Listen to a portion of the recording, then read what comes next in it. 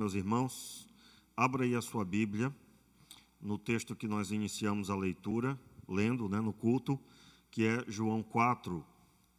Nós vamos ler aí a partir do versículo 19.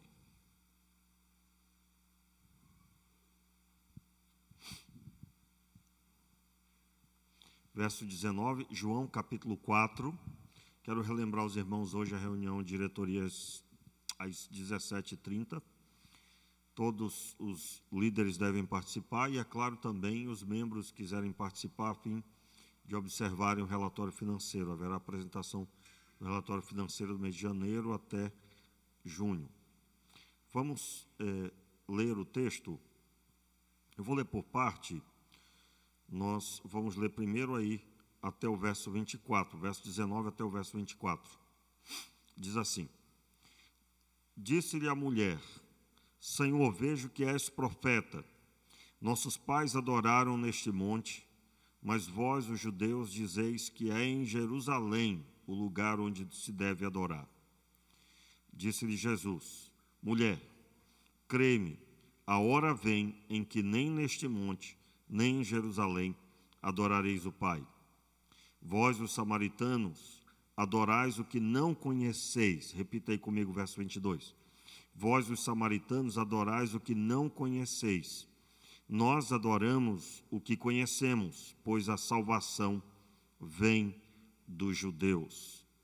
No entanto, vem a hora, e já chegou, em que os verdadeiros adoradores adorarão o Pai em espírito e em verdade, pois o Pai procura os tais que assim o adorem.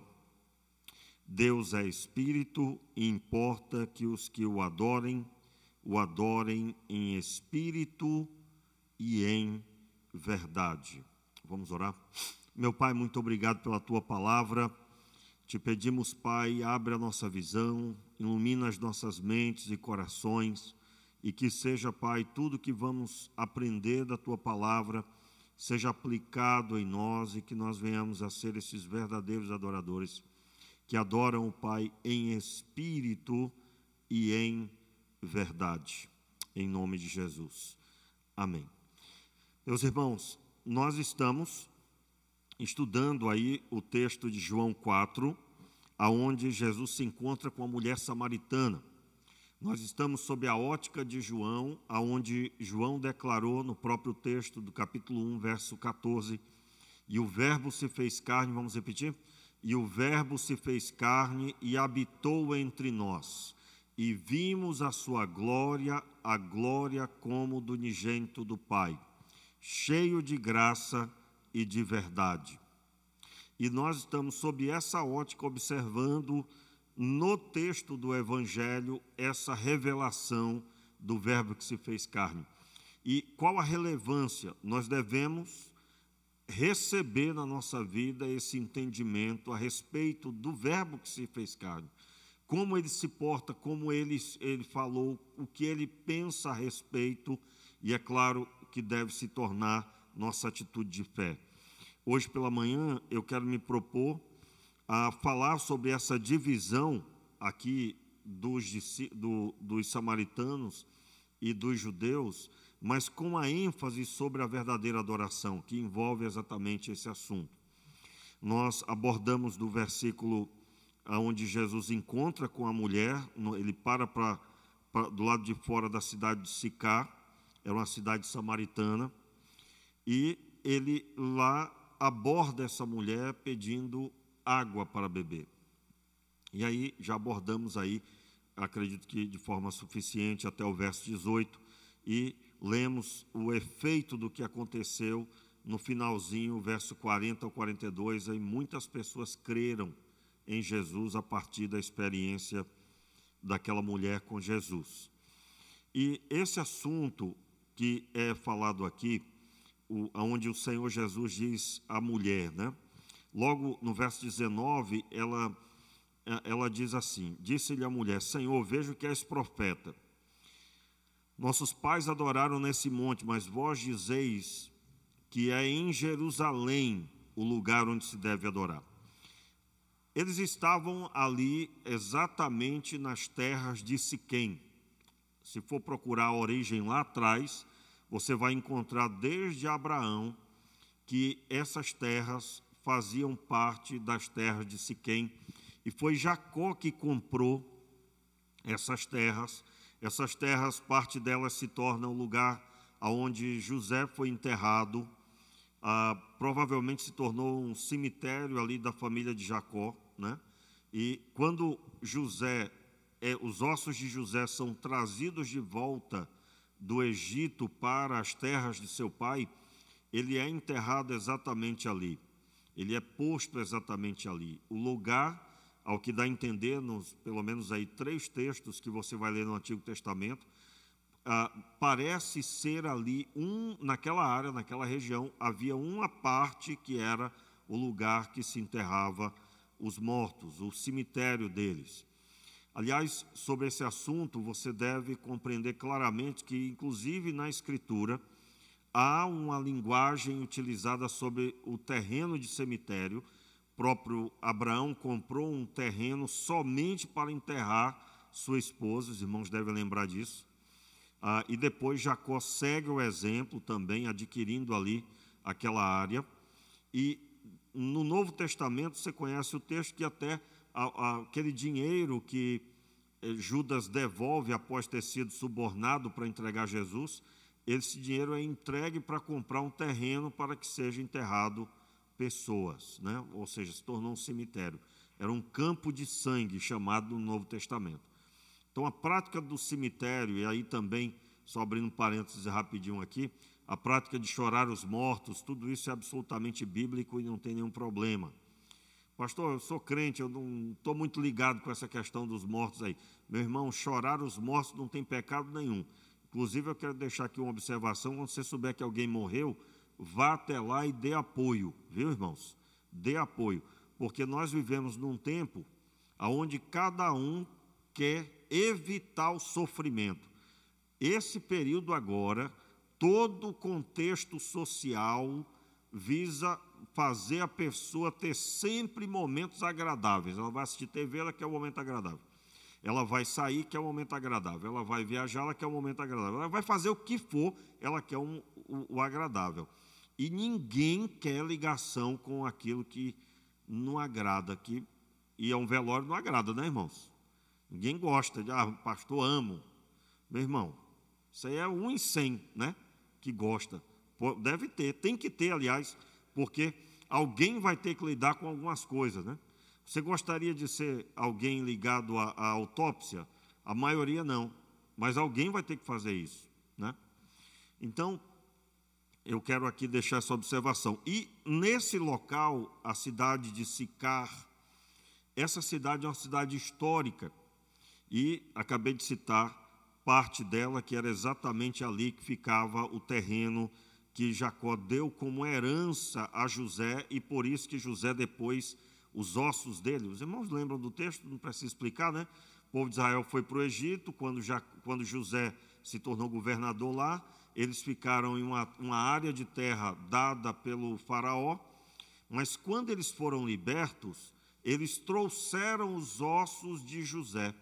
José, antes de morrer, pediu que, na sua morte, quando o povo de Israel voltasse para as terras de herança, veja que ele sabia que Deus faria isso, ele retorna, os ossos de José retornam, e eles são enterrados no lugar que Jacó deu aos descendentes de José. Muito bem. Então, quando o texto evidencia aí, nossos pais adoraram neste monte, mas vós dizeis que é em Jerusalém o lugar onde se deve adorar. O assunto aqui, para ser compreendido, a gente precisa primeiro entender o histórico de Samaria. Samaria tem dos samaritanos, aliás, tem vários temperos para se tornar o que aconteceu aqui. Como assim? É uma panela chamada Samaria, que recebeu vários temperos. Como assim? Você vai encontrar no período dos reis, onde houve a divisão do povo de Israel e o povo de Judá. Quando Judá fica em Jerusalém, automaticamente eles estão na terra que o Senhor disse que Jerusalém será minha casa, e aonde foi construído o templo. Mas quando Israel se desconecta de Judá, e é claro, todo mundo sabe, né? Judá ficou com Jerusalém, e em Jerusalém a tribo de Levi estava atrelada ao templo. Então, quando a gente fala Judá, na verdade são duas tribos. A tribo que cuida do templo, Levi, e Judá. Você sabe que Levi não tinha propriedade, não tinha uma terra específica, a propriedade deles era o Senhor, e a vida deles girava em torno do templo, portanto, Jerusalém era sua casa. Eu estou dizendo assim porque eu mesmo, quando cito, muitas vezes dá a entender que Judá é só Judá e Levi é Levi e não está ali inserido no contexto.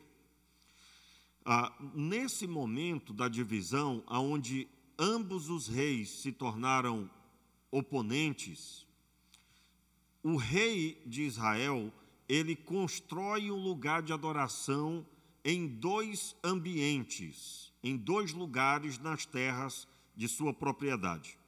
E ele vai declarar o seguinte: nós vamos construir aqui o lugar de adoração, porque vai que o povo de Israel vai para Jerusalém e lá eles ficam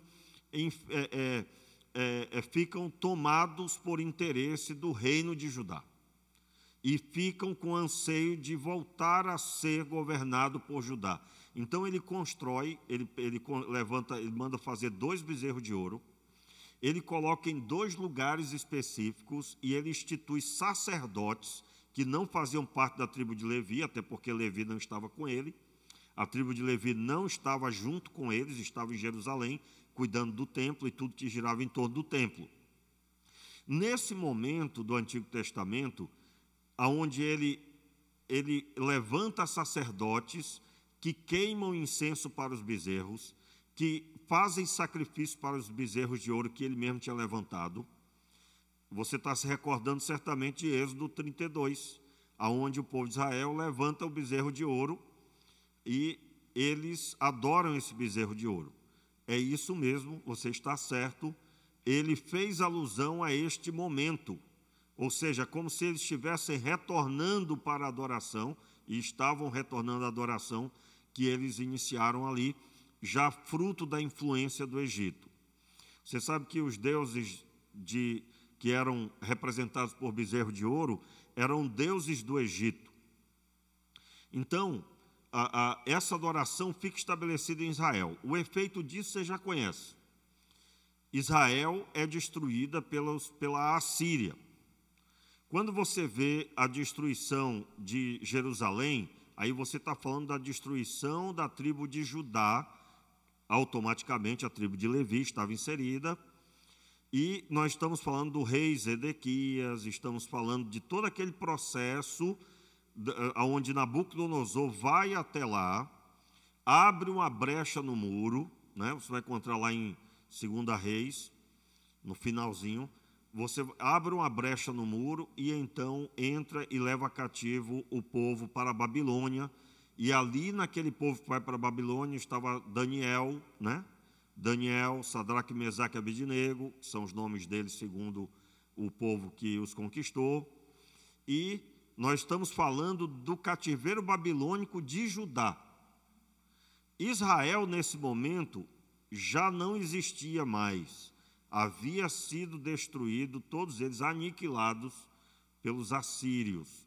Eu quero deixar claro, irmãos, que certamente não foi destruído todo mundo, sempre sobrou alguém, sempre tinha alguém, e realmente sobrou. Mas quando eu falo destruídos, é quanto à nação e à sua organização de reinado.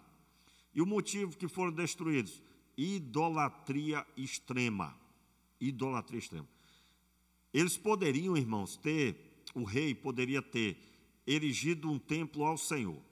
Ele estaria errado, mas ele poderia ter, porque a ordem que Deus deu em Êxodo era no monte específico que deveria se ter instituído o templo, e foi.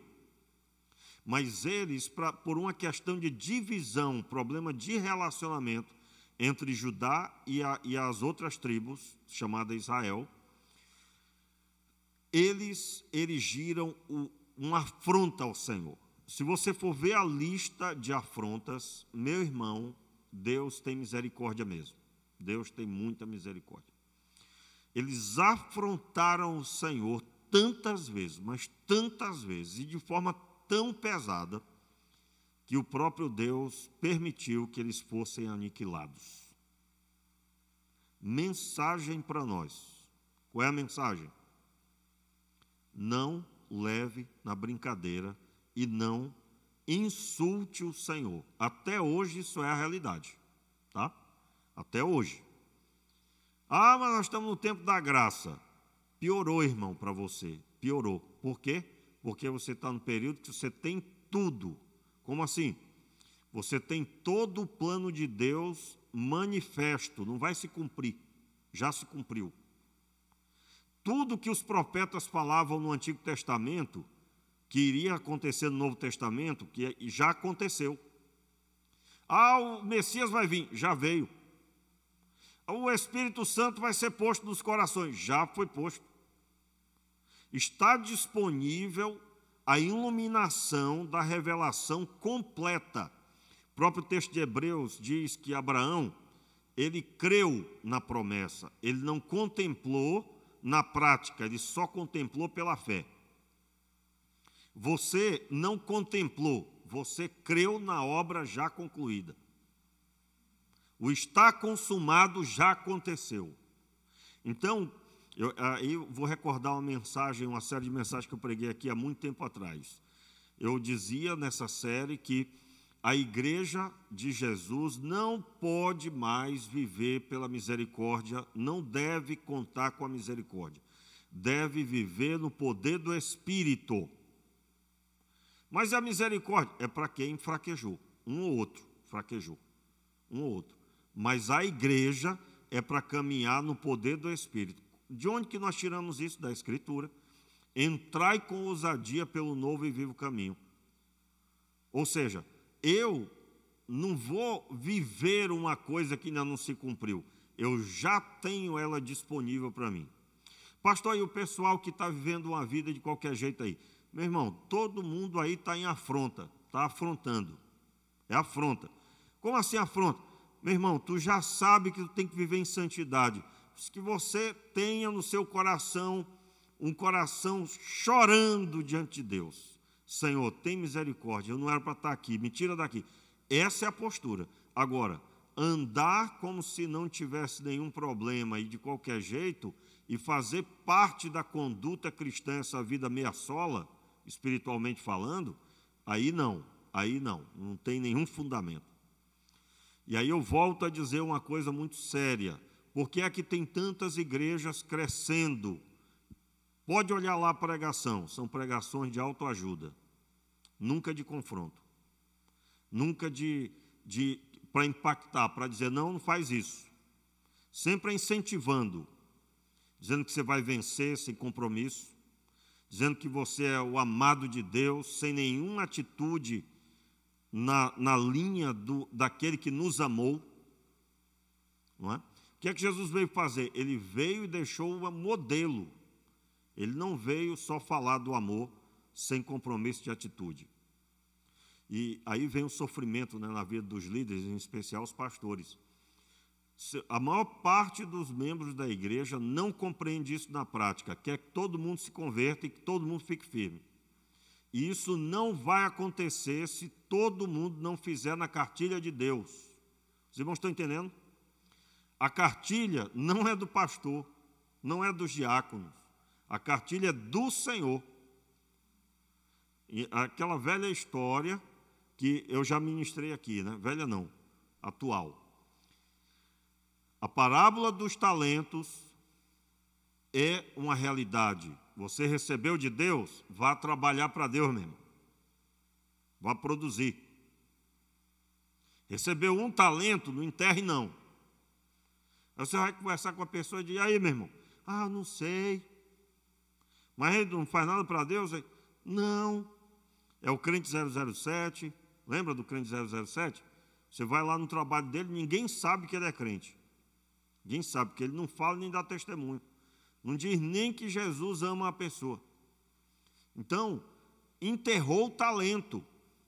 Deus nos deu algo precioso e nós precisamos multiplicar isso. Você no começo não sabia nem orar para você. Agora você já sabe orar por você e você já ora pelas pessoas. Está multiplicando talento. Você não sabia como falar do Evangelho. Agora você já sabe conversar com a pessoa. Você já sabe conversar com ela e explicar sobre a fé. Você está multiplicando talento. E isso só vem com treinamento, viu, irmãos? É treinamento. O que é o treinamento? Eu vou praticar uma coisa. Eu vou praticar. No meu início, eu ia para a praça. Deus falava no meu coração que eu deveria ir para a praça. Eu ia para a praça com um bolo de folheto. Eu pegava o folheto, buscava entender aquele versículo. Eu estou falando aí de um crente de 8 meses, 6 meses. Eu lia o versículo do folheto, explicava ali aquele versículo, com a pessoa segurando o folheto e eu segurando o meu. Aí eu lia junto com ela e pregava em cima daquilo que estava lá escrito. Na verdade, Deus estava projetando já o meu treinamento para pregação no púlpito. Ali foi uma escola. E eu estava sozinho, não tinha ninguém para me ficar com vergonha. Estou com vergonha, estou com vergonha. Não tem essa história, não. Eu recebi de Deus uma incumbência, eu vou multiplicar. Diga amém aí, meu irmão, em nome de Jesus. Muito bem. Só para você ter uma ideia do que eu estou falando sobre o ser agradável, nós pensamos um dia de fazer, e não estou dizendo que nós não vamos fazer isso, mas nós pensamos de fazer toda a EBD. Foi dada a lição, material na mão, nós pensamos de dar uma prova. Você sabia que muitas pessoas estão arriscadas sair antes de acabar a EBD porque não querem pôr a mão na prova? Sabia disso? Por quê? Porque nós vivemos um tempo onde as pessoas querem o agradável e é desagradável para ela ter que forçar a mente para tentar lembrar do que foi ensinado e ainda ter que escrever. Não quero isso, só quero sentar e receber. Irmãos, que Deus restaure no nosso meio, que a igreja do Senhor, a reunião da igreja, é para contar o que Deus fez na semana. Como assim? No final da EBD, no final do culto, nos contatos que eu tenho, eu vou contar, ou então eu vou pedir para dar um testemunho. Aliás, eu quero deixar claro, se você quiser dar um testemunho de alguma coisa que Deus fez na sua vida, só é falar comigo, ou quem estiver na direção no dia, você vai dar o seu testemunho, não está impedido, pelo contrário, que você tenha prazer de contar o que Deus tem feito. Amém, queridos? E aí, o texto vai dizer então, voltando aqui para o texto vai declarar que no monte, a mulher samaritana diz, nossos pais adoraram nesse monte, mas vós dizeis que é em Jerusalém o lugar em que se deve adorar. E nós trouxemos um rápido apanhado disso. Todo mundo entendeu? Todo mundo compreendeu? Qual é a grande mensagem aí, nessa parte dessa divisão? Para concluir, eu falei sobre o lugar de adoração, mas é importante falar sobre qual a Bíblia que os samaritanos usavam. Bem interessante isso. Qual a Bíblia? Você vai procurar sobre esse assunto, você vai encontrar que havia o Pentateuco samaritano. Repita comigo. Pentateuco samaritano, para você ouvir de verdade agora. Pentateuco samaritano. O que era o Pentateuco? O nome já diz, né? 5 livros da Bíblia, os 5 primeiros livros. Gênesis, Êxodo, Levítico, Números, Deuteronômio. Você vai encontrar que eles tinham, a Bíblia deles era o Pentateuco, só os 5 primeiros livros, e eram conhecidos como Pentateuco samaritano. E o resto do Antigo Testamento não consideravam nenhum. Nem os Salmos, nem Provérbios, nem Isaías, nem Sofonias, Ageu, Abacuque, não consideravam nenhum desses livros.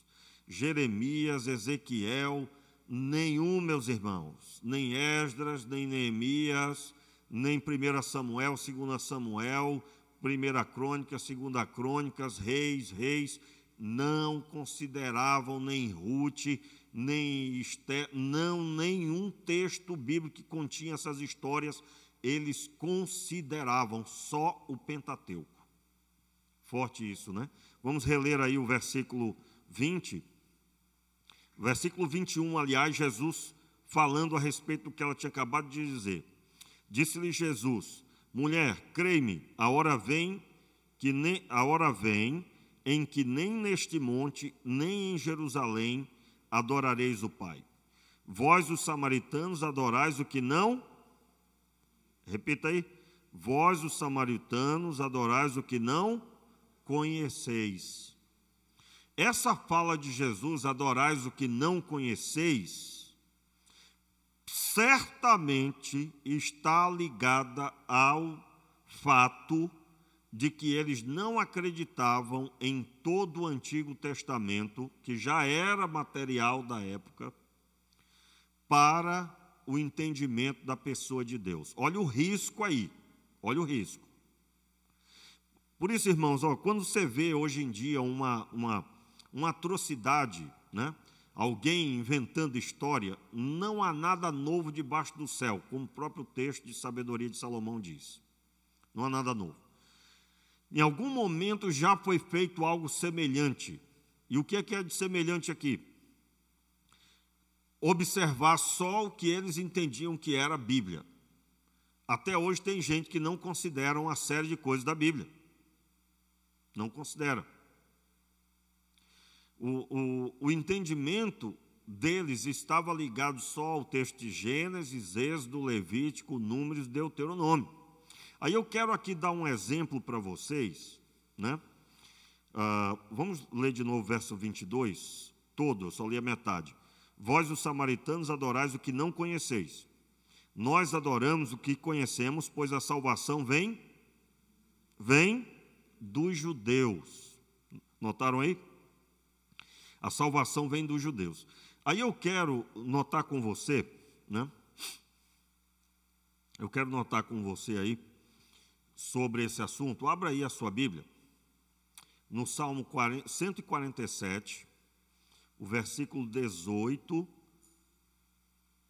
aliás, o versículo 19 e 20.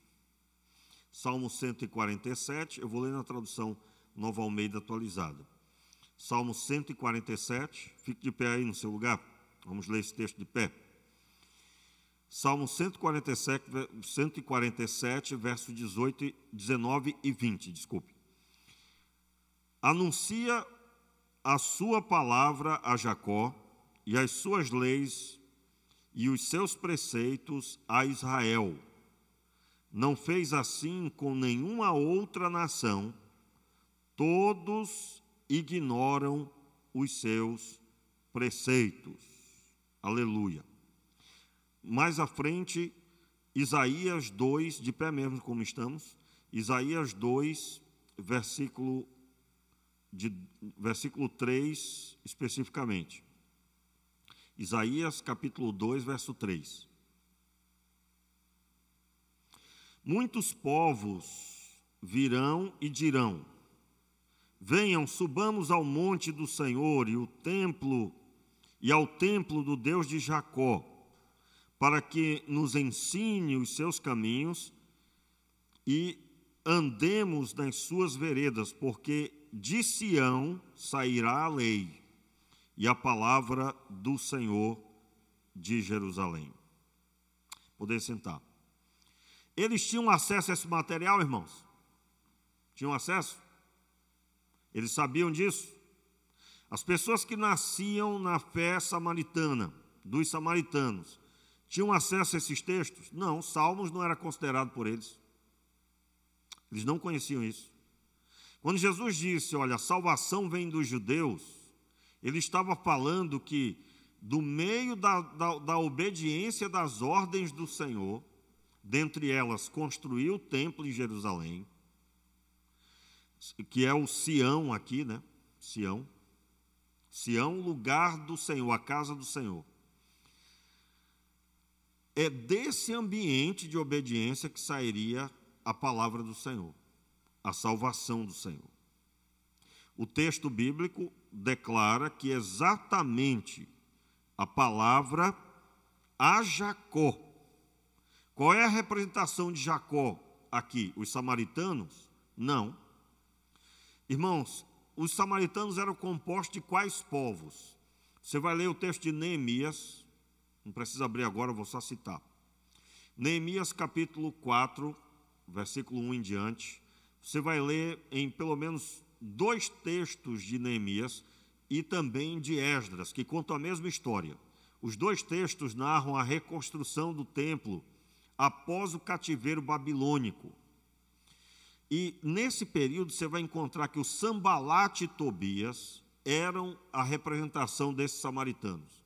Eles queriam participar da reconstrução, só que eles estavam adorando outros deuses.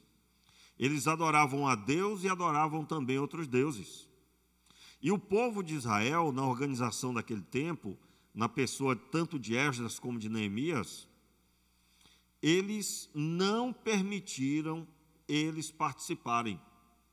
Não permitiram.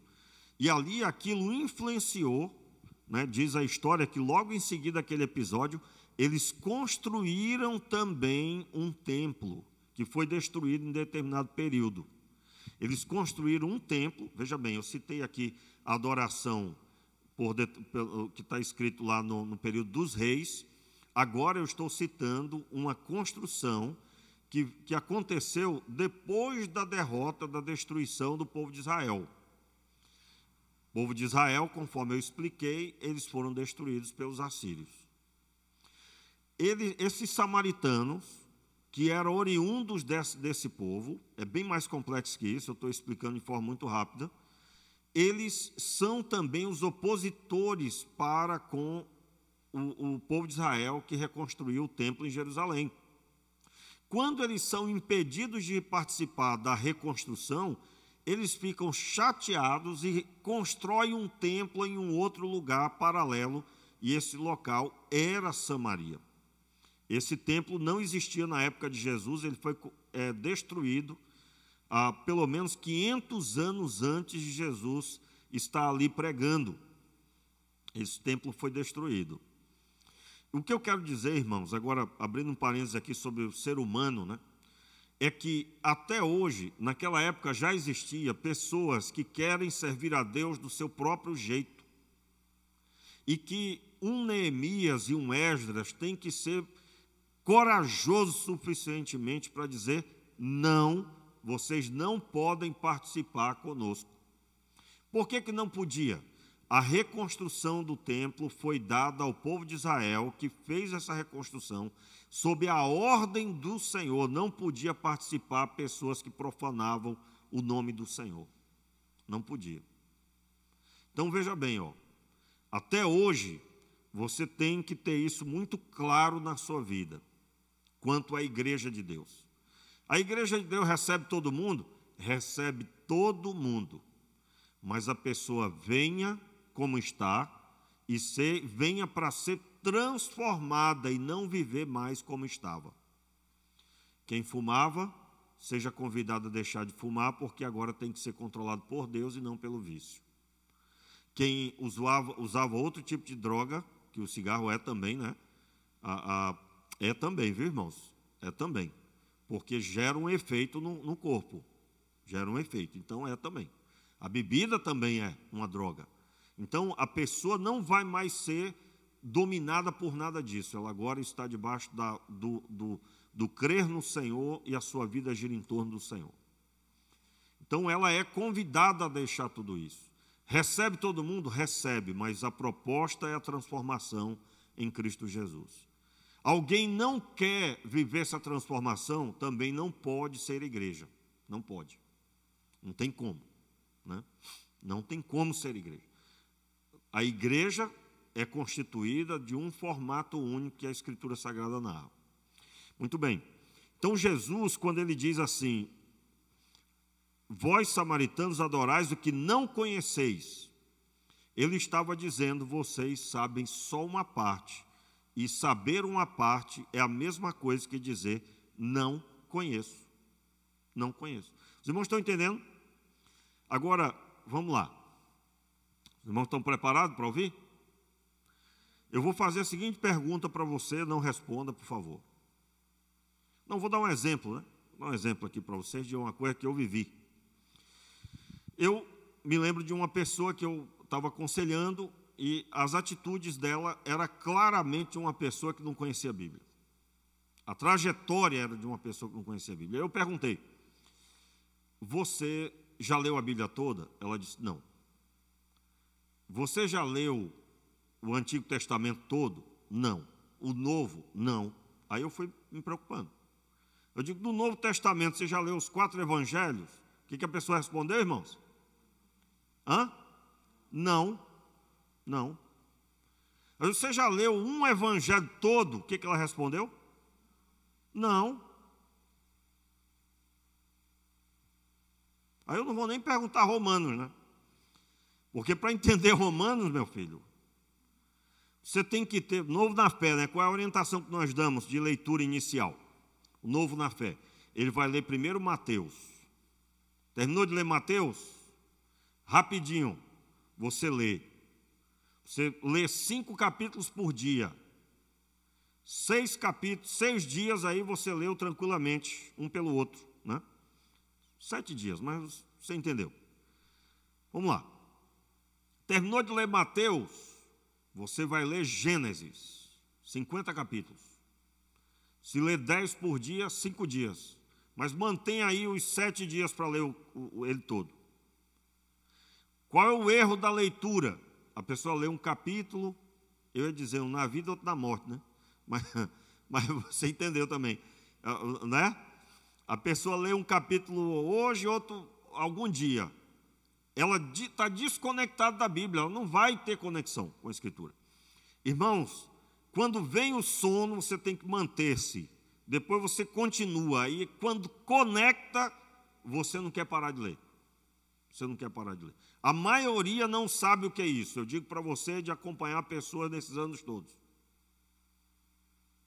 E aí, nós temos pessoas que não conhecem a Deus até hoje. Jesus estaria dizendo a mesma coisa para essas pessoas. Você não conhece o que você adora. Por quê? Porque tudo que sabemos a respeito de Deus está ligado à sua palavra. E os samaritanos só queriam saber do Pentateuco. Os profetas todos, eles desprezavam. Esse exemplo que eu dei aqui, irmãos, não é brincadeira, é verdade genuína. Eu me lembro, eu tinha acabado de chegar aqui na igreja. Aí eu estava numa classe de EBD que tinha os antigos na fé. E aí eu digo, abra a sua Bíblia em Romanos. Meu irmão tinha um que tinha muito tempo na fé, que estava procurando no Antigo Testamento. Aí eu digo, não é possível. Mas eu notei aquilo ali, eu digo, não, eu sou novo aqui. Deixa quieto, isso aí deve ser o novo na fé. Irmãos, o homem tinha mais tempo na fé do que eu imaginava. Ele não sabia onde estava Romanos. Aí eu pergunto, tem como dizer que conhece a Deus, irmãos? Se eu não partir para o entendimento do que diz a Bíblia, eu nunca li Romanos. E lá tem a profundidade a respeito da minha fé em Cristo Jesus. Tem como eu declarar alguma coisa sobre Deus? Como é que deve ser a conduta do crente? Vamos dar um exemplo aqui baseado no Salmo 1. Salmo 1, irmãos. Bem-aventurado, bem feliz o homem que não anda segundo o conselho dos ímpios. Aí eu lembro, eu li, né? Eu lembro. E aí eu estou lá no meu trabalho, conversando, momento de descontração lá do intervalo, lá de uma tarefa. Aí tem uma pessoa que eu sei que não tem compromisso, que o negócio é feio ali na vida da pessoa. O negócio é feio. Aí a pessoa vem me dar um conselho para fazer alguma coisa pecaminosa. Eu, que li o Salmo 1, tranquei a minha mente, não vou ouvir aquele conselho. Assim um crente se porta, é ou não é? Mas se eu nunca li o Salmo 1, como é que eu vou me portar? Sabe como é que alguns vão se portar? E, rapaz, eu acho que eu não posso fazer isso não, porque eu sou da igreja. Eu sou da igreja, sou crente batista. Deus espera a sua obediência porque você é um crente batista ou porque você ouviu a palavra dele? Ou seja, se você profere que não pode fazer porque você é um crente batista, você não está movido por Deus e nada que for... Se uma coisa que você faz não é movido pela sua fé na Escritura Sagrada, não é recebido por Deus.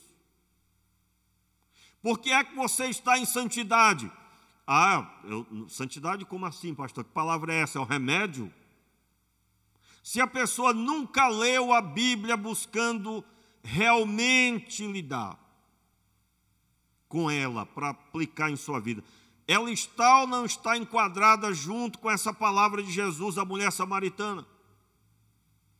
Irmãos, se nós não temos a visão de ler a Bíblia toda e entender a Bíblia, nós não podemos nos basear, a nossa conduta não está sendo baseada no que sabemos da Escritura. Eu me lembro que eu dei um conselho para um jovem,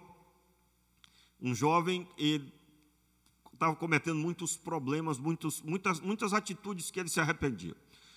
Aí eu disse, olha, leia o texto de Provérbios rapidamente e depois leia todos os dias, depois que você lê todo, aí você lê todos os dias, aí com o tempo você lê um capítulo por dia. Depois que leu tudo bem rápido, ele leu aí, eu acho que uma semana, leu Provérbios todo, voltou boquiaberto, porque disse assim, e a pessoa disse assim para mim, pastor, meu Deus, como eu queria ter lido antes. Quantas coisas que eu fazia que eu não sabia que estava errado. Então, eu estou citando isso, não vem o caso da pessoa, porque nós não estamos falando de uma pessoa específica, estamos falando de ser humano. Meus irmãos, o número de pessoas que está, nesse momento, está acontecendo isso. Está acontecendo isso. Eu me lembro de uma experiência onde eu disse aqui, bem no começo do ministério aqui, eu disse, olha, nós vamos fazer uma série de orações de meia-noite às 5 da manhã. Quando terminou, uma pessoa me procurou para saber se eu estava bem de saúde. Eu digo, mas como assim? Não, eu não creio que o senhor está normal, pastor, o senhor não está normal. O senhor vai ficar de meia-noite às 5 da manhã orando. Aí eu fui dizer para a pessoa, eu digo, peraí, mas Jesus não fazia isso? Não é? Jesus não fazia isso. Aí eu não vou dizer o que eu disse para a pessoa, deixa para lá, né? Mas eu vou dizer assim, irmãos, eu disse, olha, se eu estou doido, Jesus era o inventor dessa doideira, né? Jesus também estava, e não estava, irmãos, aquilo é o normal. Eu pergunto, quantas vezes a pessoa ficou até virar o dia na festa pecando? Aí ela não estava doida. Aí agora para buscar a Deus ela está doida. Quem está doido é quem está dizendo que está doido. Está louco. Mas é como a própria Escritura diz, que os crentes não serão entendidos. Quem for crente, fiel, quem andar em santidade, as coisas do Senhor só são entendidas por alguém que é espiritualmente nascido de novo. Então, irmãos, nós temos um problema sério. Por quê? Porque nós vamos ter um grupo de pessoas na igreja perdido, que não conhece Deus. Mas, e aí, o que gerou isso? Gerou, não sei se você já percebeu isso já teve mais forte. Mas quando a gente fala assim, vamos adorar, isso está sempre ligado a cântico. Notou? Aí eu pergunto, Deus é adorado só nas quartas-feiras? Só no domingo à noite, domingo de manhã? Não, irmãos. Pastor, Deus é adorado toda vez que eu cantar. Está repreendido, irmão. Primeiro que Deus é adorado também através de cânticos. Mas a base da adoração é a vida espiritual da pessoa diante de Deus, do jeito que Deus determinou.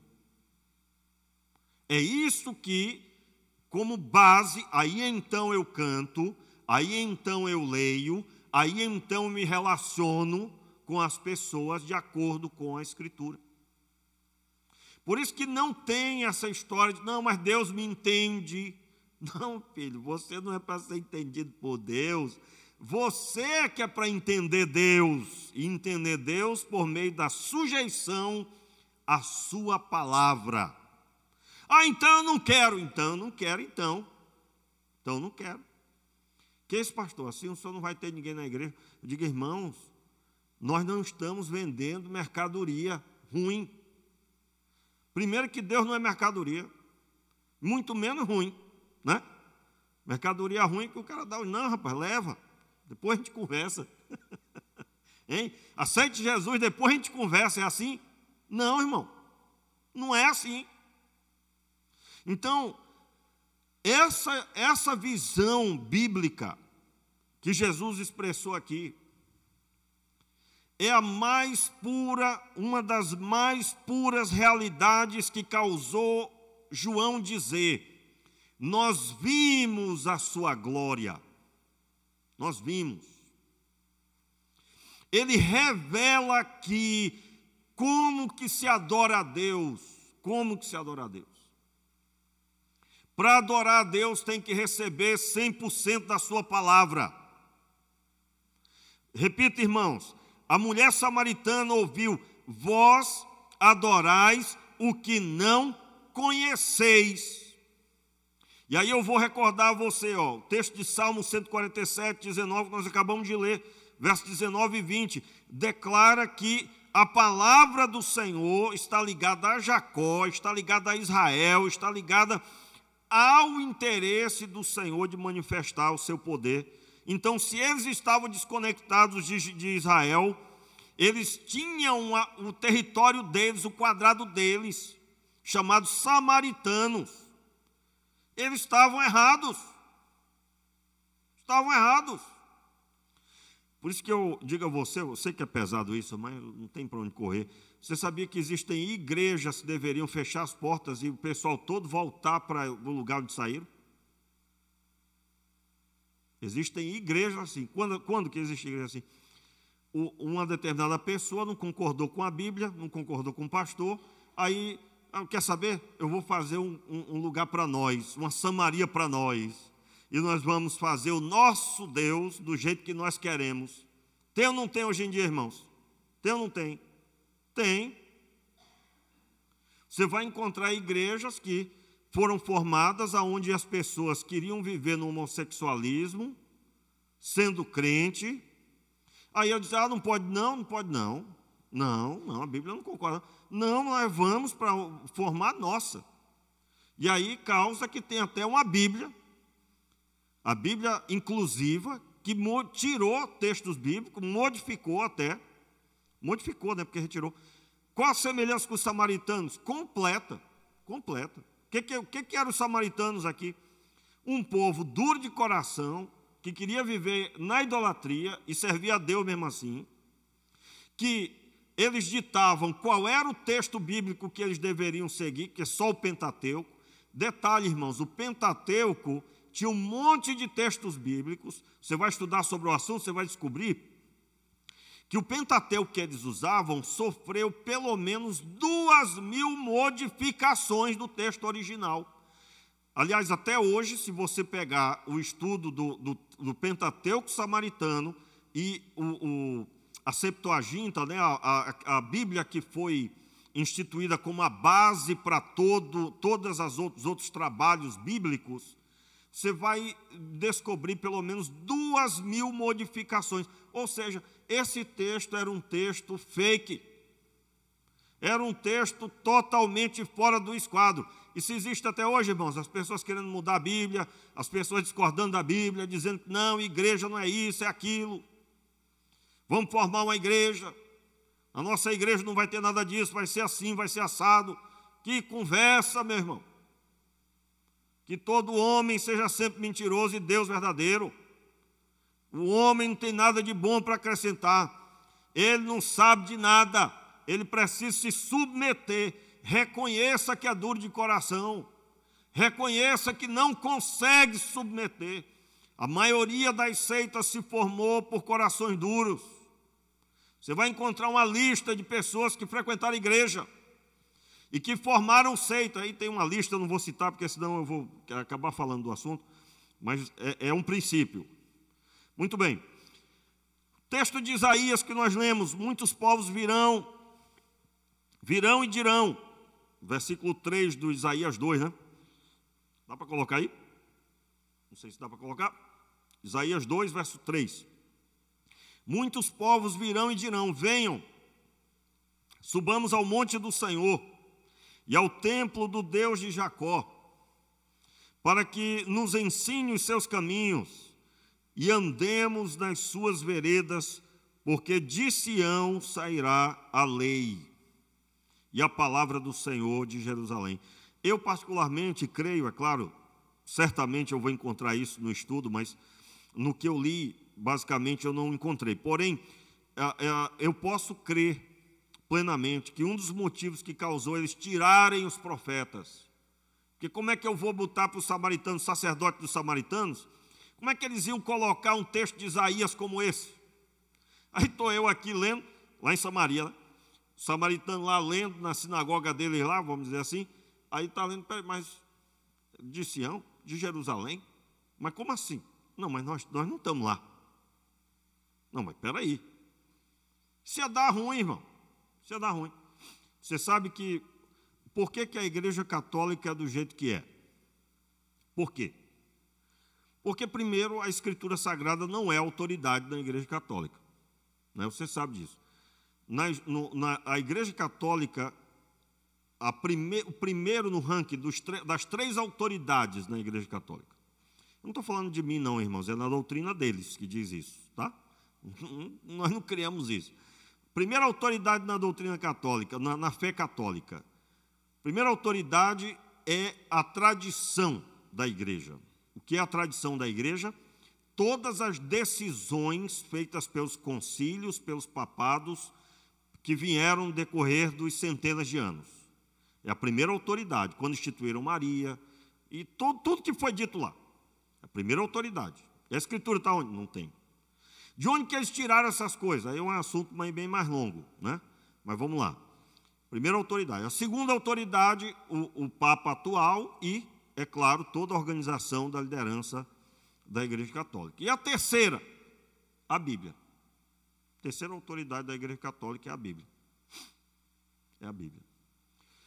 E como que é a Bíblia, pastor? E mesmo assim, né? Mesmo assim, eles são do jeito que são, na fé deles. Olha só. Lá você vai encontrar na doutrina católica o seguinte, que é a Bíblia, mas a Bíblia interpretada por um sacerdote católico. Aí matou. Matou por quê? O católico pode discordar do que for, mas ele vai ter vai encontrar a seguinte barreira. Espera aí, isso aí que você está dizendo não tem nada a ver. Primeiro que você não é um sacerdote católico para interpretar a Escritura. Você tem que ser um sacerdote católico para interpretar a Escritura. Os irmãos entenderam que isso amarra a movimentação da igreja, porque lá você não tem liberdade de fé. A fé já está definida num grupo que já morreu, a tradição da igreja, que já morreu, e toda a decisão deles é cumprida até hoje. E se você tentar contestar baseado na Escritura Sagrada, você não é um sacerdote católico, um padre, automaticamente você não vai ser ouvido. Não vai ser ouvido. Sua fala e nada será a mesma coisa. E é o que difere de nós. Nós cremos que a Escritura Sagrada é a única regra de fé e conduta. Ou seja, não é o pastor a única regra, não é a igreja local, não é os batistas, não é, irmãos. Diga amém, glória a Deus por isso. Os irmãos entenderam o que eu disse? Não é o líder da denominação, entenderam? Em comparação com a igreja católica. Não é, irmãos. Os batistas brasileiros há 150 anos, os que morreram lá atrás, glória a Deus pela vida deles e tudo, mas o que eles diziam só poderia ser ouvido se fosse Escritura Sagrada. A Escritura que rege as nossas vidas. E quem é que pode interpretá-las? Todo crente, todo aquele que crê e que se submete à sua palavra, receberá entendimento para aplicar em sua vida e pode também levantar a voz para contestar a conduta, seja da igreja local, seja de um outro irmão. A Escritura Sagrada está aí na sua mão e no seu coração. Glória a Deus por isso. Então, nós estamos falando de um relacionamento com Deus, onde a sua palavra precisa ser recebida totalmente. E os samaritanos não tinham isso em suas mãos. Quando Jesus diz assim, a salvação vem dos judeus, ele estava fazendo menção certamente a Isaías 2, versículo 3. Vamos acompanhar agora, eu gostaria de abrir no texto de Amós, capítulo 3, nesses minutos que me restam. Amós, capítulo 3, versículo 2 e 3. Vamos ler, pode projetar aí? Amós, capítulo 3, versículo, vamos ler juntos aqui. De todas as famílias da terra, eu vos somente conheci, portanto, todas as vossas injustiças visitarei sobre vós. Vou ler na tradução aqui, a contemporânea atualizada. De todas as famílias da terra, somente a vocês eu escolhi. Portanto, eu os punirei por todas as suas iniquidades. Verso 3. Será que dois andarão juntos, se não estiverem de acordo? Qual é a ênfase aqui? A ênfase desse texto é que o Senhor Deus corrige o seu povo e ele declara muito firmemente: dois andarão juntos se não estiverem de acordo, se não concordarem entre si, não andarão. Então, até hoje, a discordância gera divisão. E aqui, na visão do que nós lemos, é uma das provas disso. Os samaritanos não concordavam e causou essa divisão entre os dois. Portanto, irmãos, o fundamento do que eu estou dizendo é que o ser humano caído está sujeito a tudo isso até hoje. Está sujeito a tudo isso até hoje. Portanto, muito cuidado, se submeta à Escritura. Irmãos, inúmeras vezes, hoje eu tenho mais problema com isso, mas eu me lembro, bem no começo, eu tive. Tinha texto bíblico que eu olhava e dizia assim, mas meu Deus do céu, isso aqui não é possível, isso aqui. Até que eu aprendi, com muita oração e jejum, que aquilo que eu não entendo agora é porque eu não tenho estrutura, mas eu, naquela hora que eu não entendo, eu digo, Senhor, eu sei que o Senhor vai me ensinar isso aqui, eu vou entender. E eu passo aquela parte entregando para Deus e declarando, eu creio em Ti, somente em Ti, e absolutamente o Senhor sempre estará certo. Irmãos, a mente se abre na hora. Se abre na hora. O capeta não tem vez na minha vida em nome de Jesus. E que Deus tenha misericórdia de mim e me conserve assim. Como assim? Me conserve assim? Eu posso até discordar de um texto e dizer, não, mas isso aqui não é possível. Mas eu já repreendo a mim mesmo ali naquela hora, porque eu sei que a minha estrutura é falha, pequena, limitada, e que Deus é Senhor sobre todas as coisas, e nada vai me pôr dúvida disso. Irmãos, na hora a mente se abre, na hora. E eu creio que você já deve ter tido experiência dessa ou terá em nome de Jesus. Mas eu quero deixar claro com essas palavras que nós estamos diante de uma situação muito séria aqui. Muito séria. Nós precisamos decidir conhecer a Deus, irmãos. E só tem um caminho. Um caminho. Entenda. Nós tivemos a vigília aqui sexta-feira, irmãos. Que coisa boa. Quanto tempo. Nós estávamos com saudade, né? Que coisa maravilhosa passarmos aqui de 8 à meia-noite. Foi rápido, por causa da presença do Senhor. Mas eu me recordo das vezes que nós passamos até de manhã. Quem lembra aqui? Era 5 horas da manhã, 4 horas da manhã, nós estávamos aqui. Eu me lembro que teve vezes que era uma festa. Teve trenzinho tudo, né? De alegria, cantando aquela música videira. Lembra, Flávio? Meu Deus, gente.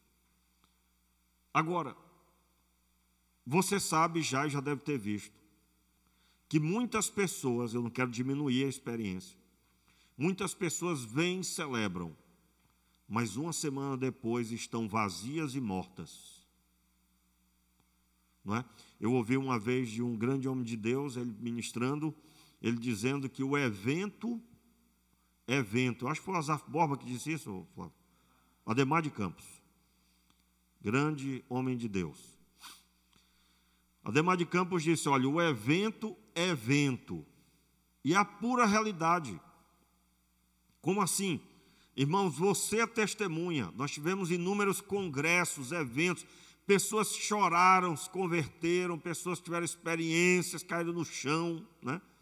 Sexta-feira agora, então, a gente teve que segurar, teve pelo menos uma pessoa que ia caindo aqui na hora da oração, e aí, na hora que eu estava orando, a pessoa quis cair, eu segurei, né? Eu estava preparando para sentar a pessoa, e claro que a gente vai fazer isso, não temos interesse nenhum de que a pessoa caia e se machuque, né? Mas eu digo no sentido de que pode ser a experiência que for, muitas pessoas, e aí só Deus sabe, aquilo passa e ela não se firma. Por quê, irmãos? Porque a base do conhecimento de Deus é a minha relação com Ele. E o quanto eu o busco pessoalmente na sua palavra. Meu irmão, que o estudo bíblico que você recebe seja uma bênção na sua vida. Mas o grande fortalecedor é você e Deus lá no seu quarto. É você e Deus lendo a Bíblia no decorrer da semana. Mas lendo, dizendo, Senhor, eu preciso te conhecer. Eu preciso. E eu digo a você, meu irmão, nós temos um número grande, eu estou falando de uma forma geral na vida da igreja. Nós temos um número grande de pessoas que adoram a Deus e não conhecem a Deus. Não conhecem. Né? Eu acho que uma das maiores coisas que você já pode ter visto, eu, por exemplo, eu pessoalmente, eu conto sempre essa história aqui, no final de um culto, uma senhora que estava visitando, era do Rio, estava visitando, ela veio pedir oração por uma situação, ela estava gostando de um rapaz. Aí, na hora, antes de orar, né, veio um negócio assim no meu coração para mim não orar. Eu digo, mas como assim? Meu Deus, que conversa. Ou seja, aí eu perguntei, minha senhora, mas essa pessoa, olha a pergunta que eu fiz, hein? Pergunta de profeta, né? Essa pessoa é livre para um relacionamento? Aí a pessoa baixou a cabeça e disse, não, é casado. O que leva uma pessoa que se diz crente, né? Ah, pastor, mas estava visitando, né? Não era daqui da igreja. Sim, irmão, mas podia ser daqui. Aonde tem ser humano, tem isso. Não importa se é dessa ou daquela igreja. Como que isso se forma, irmãos?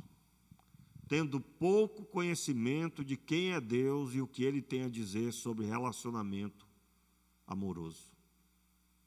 Deus instituiu o casamento e Ele quer que o casamento seja respeitado, digno de honra entre todos. Hebreus declara isso. Seja o matrimônio. Aí uma pessoa que se diz crente olhar e pedir oração para um pastor, para que Deus abençoasse. Meus irmãos, me digam uma coisa, na hora que essa senhora estava aqui no culto, foi depois do culto, na hora que ela estava no culto adorando, Deus estava recebendo, irmãos? Ela tinha uma conduta adúltera ou não? Sim. E aí, qual nosso entendimento sobre adoração? A adoração, irmãos, está ligada ao que aconteceu na minha vida, o quanto o meu espírito está conectado com Deus. e nós fomos conectados com Deus em Cristo Jesus. E quando eu me rendo ao Senhor, o meu espírito adora a Deus, porque Ele está agora posto nos trilhos. E isso só acontece com o novo nascimento. Quando nós lemos aqui, adorarão o Pai em espírito e em verdade. E Jesus diz que importa que os tais o adorem em espírito, porque o Pai é espírito, Deus é espírito. Isso estava ligado especificamente à adoração dos samaritanos, que adoravam, a sua adoração estava ligada à idolatria. E Jesus estava dizendo, larga isso tudo aí. Larga tudo isso. E eles, na sua origem de idolatria, eles precisavam renunciar os deuses de pedra.